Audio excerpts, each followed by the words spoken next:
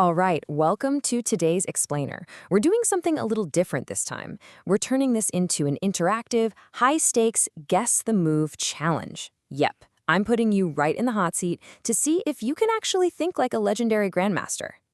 So picture this for a second. You're sitting at the board. The clock is ticking down. The tension in the tournament hall is just thick. And you are forced to make the exact same high-stakes decisions as a world chess champion. That's what we're diving into today. We are totally ditching passive studying and stepping right into the shoes of the titans. Now, don't get me wrong, standard tactics puzzles are great, but they kind of only train you to find a forced win, right? Like a flashy checkmate or grabbing some material when you already know a tactic is there. But real games, they aren't just a string of forced wins. Solitaire Chess, on the other hand, trains your entire strategic mindset. It forces you to find those quiet positional moves, the gritty defensive setups, and the long-term plans when the best move, well, isn't obvious at all. Okay, so what exactly is this? Solitaire Chess, or you might know it as Guess the Move, is a training method where you literally cover up the moves of a real master game and you try to predict what the winner did on every single turn. Chess author Nate Solon says this puts you squarely in the driver's seat. Instead of just passively reading a chess book and, nodding along, you actually have to commit to a decision before the answer is revealed. Section 1. The Botvinnik Masterclass Challenge. Let's actually put this to the test right now. We're going to look at a classic, frankly brilliant game from former world chess champion Mikhail Botvinnik. So here's your first scenario. You are playing the white pieces. The center of the board is incredibly tense, and black is threatening a discovered attack, meaning the second they move their pawn, they're going to unleash a hidden attack on your queen. You have to react. So how do you resolve this tension? Do you push your pawn forward, safely locking up the center of the board? Or do you just go for it, capture their pawn, and blow the center wide open? Take a second. Lock your answer in right now. Okay, if you chose to capture, you are officially thinking like a world champion. Botvinnik captured the pawn. But why? Well, pushing the pawn forward would lock the center, and in closed positions, knights thrive, but bishops absolutely suffer. Locking it up would make Botvinnik's light-squared bishop a completely useless piece just staring at his own pawns. By capturing, he kept the diagonals wide open and created this perfect outpost for his own knight. All right, next puzzle. The position has stabilized a bit. No immediate, crazy tactical threats. You just need to improve your overall setup. Remember, solitaire chess tests your patience, too. So, do you try to launch a hasty, flashy attack, or do you look for a quiet, almost invisible positional improvement? What's your move here? Botvinnik played it incredibly cool. He made a tiny, one-square pawn move on the edge of the board, playing h3. Grandmasters call this prophylaxis. Basically, he created a little window for his king to escape. It seems like a nothing detail, but this tiny tweak prevents future back-rank checkmates and stops the opponent from pinning his pieces later on. Just an absolute masterclass in preventative thinking. Okay, fast forward a bit.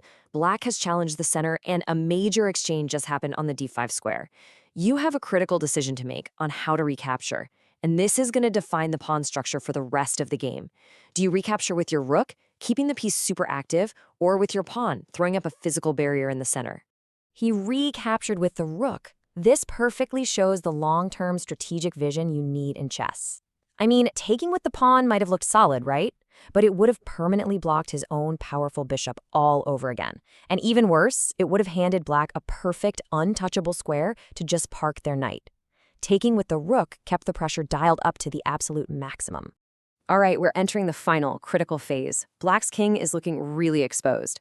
You've got a super tempting option here. Sacrifice your queen for what looks like a devastating tactical trick. Or you have a slower option, repositioning your bishop to a dominant central square. So do you take the bait or play the long game? Yeah, Botvinnik didn't fall for it. He calmly repositioned his bishop. That queen sacrifice, it was actually a trap. Black had a hidden checkmate threat that would have lost white the game instantly. Yikes. Instead, Botvinnik shifts his bishop to the center of the board. From there, it completely dominates the opponent's knight, makes it totally useless, while simultaneously targeting a weak pawn near black's king. Complete and total board control. Okay, here's your final test. We are in a pure endgame now. A pawn race is about to start. Both sides sprinting to the end of the board to get a new queen. Do you push your pawns aggressively, disrupting your own defensive structure to attack, or do you just hold steady and maintain your solid formation? You hold steady. Botvinnik played a very quiet pawn move just to lock his structure perfectly in place. By keeping his pawns connected and safe, he guaranteed his own passed pawn, which had no enemy pieces left to block it, could just safely march down the board without any fear of a counterattack. Black saw this inevitable march and just resigned. So, how'd you do? Did you find a few of those world champion moves? Section 2. Setting up your own training. Let's talk about how you can actually do this yourself at home.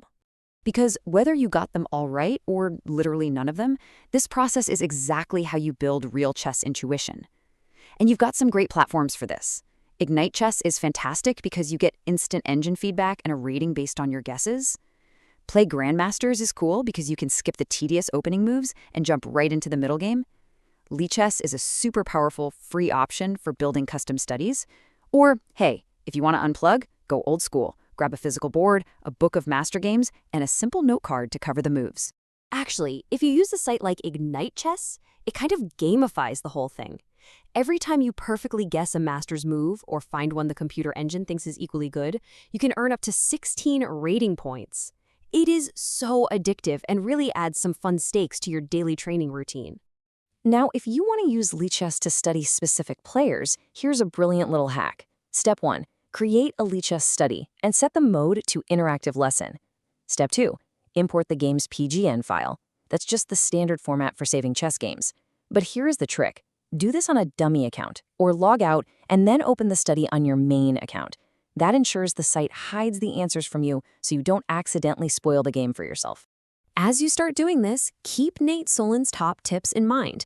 First off, do not stress over wrong guesses. I mean, even grandmasters make inaccuracies. Second, your goal isn't to be a perfect copycat. You're trying to absorb their thought process. And third, this is the big one, pay special attention to the moves you didn't even consider. Expanding your chess imagination to see ideas that were previously invisible to you, that is the whole point of this. So, how many of those brilliant Botvinnik moves did you actually manage to find today? Seriously, don't sweat it if it was 0. Like I said, even grandmasters miss these in the heat of the moment. The real question is, whose mind are you going to step into next?